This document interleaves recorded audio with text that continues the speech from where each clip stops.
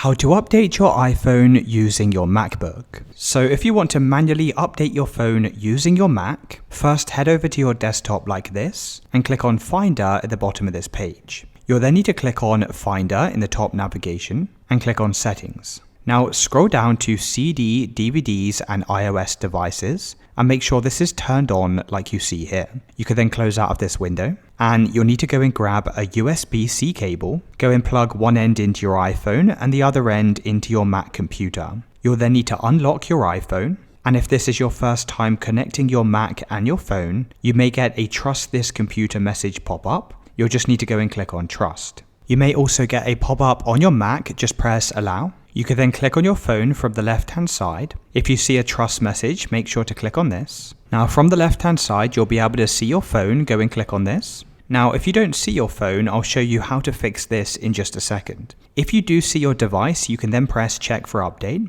and then you'll have the option to download and update your iPhone. Now, like I said, if your phone is not showing up from this list here, you'll need to head back over to your iPhone, go and load up your settings on your phone, scroll down and click on General, and then scroll down and click on Transfer or Reset iPhone. You could then press Reset and click on Reset Location and Privacy. You may need to enter your iPhone passcode to confirm these changes. Once it's been reset, you can try disconnecting your phone from your Mac. Try reconnecting it to your computer until you get the Trust This Computer message pop up. Once you've trusted your iPhone, you should then be able to find it in your list of devices, and you can go through the previous steps to update your iPhone.